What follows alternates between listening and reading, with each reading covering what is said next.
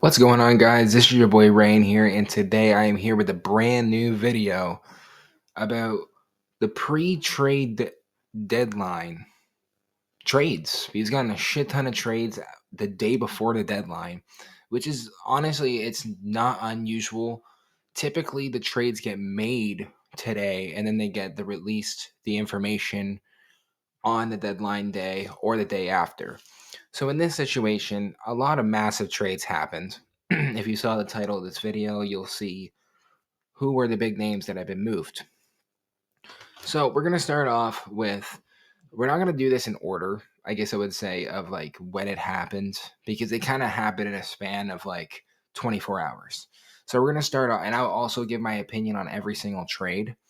Um, so we're gonna start off with James Harden going to the Cleveland Cavaliers for Darius Garland and a second round pick. Honestly speaking, I think this was a massive win for the Clippers. Genuinely, surprisingly, I thought the Clippers pulled off a really good trade, considering that the Harden wasn't going to stay there because of how bad. Well, not because of money money issues. As much as he said that it isn't that. Why would you decline playing in LA and you'd prefer to play in Cleveland, Ohio? It's weird. Like, even LeBron James, who's from Cleveland, hasn't even done that. Like, it's kind of strange.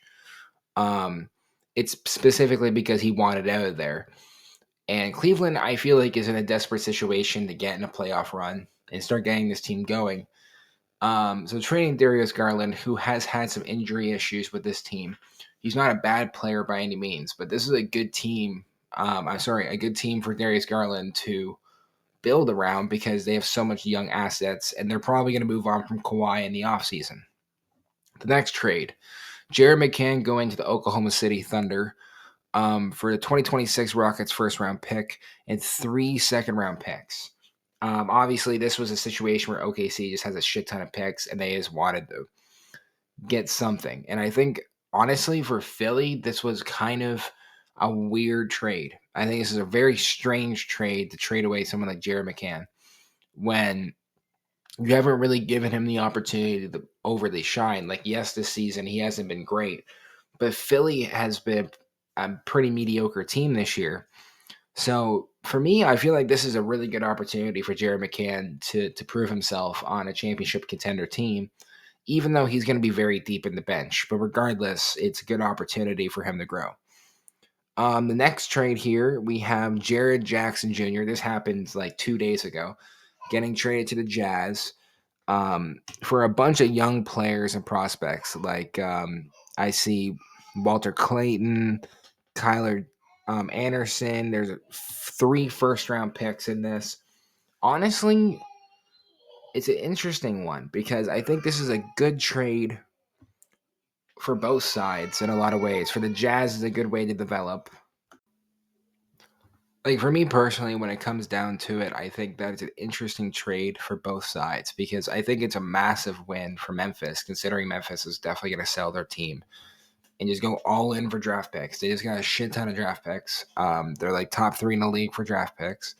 Jaren Jackson Jr. going to the Jazz, it really proves that the Jazz are really, really working on trying to make this big 3, 7-foot lineup. And it's kind of it's kind of scary to look at.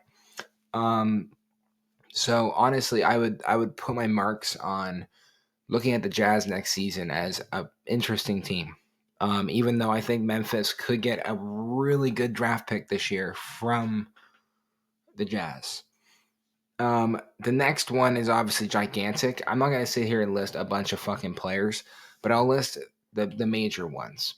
Anthony Davis ends up joining Trae Young with the Wizards. For Chris Middleton, AJ Johnson, Branham, Marvin Bagley, 3 first round picks, and 2 second round picks. My bad. No, my bad. 3 second round picks, 2 first round picks. Okay.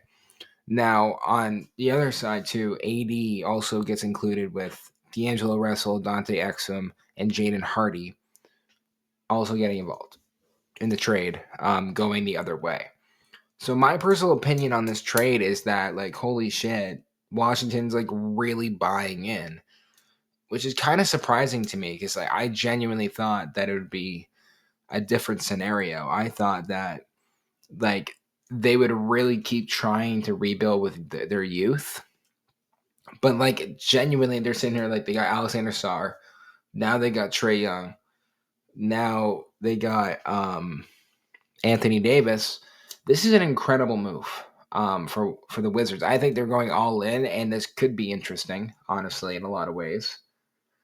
But yeah, I think it'd be pretty sick.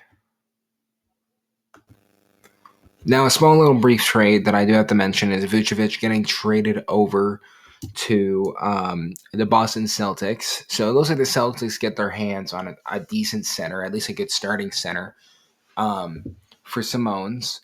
And at least for Chicago, Chicago's in a weird position because they're getting rid of Vucevic. And Kobe White was another player that just got traded for Colin Sexton as well. That's another move that happened.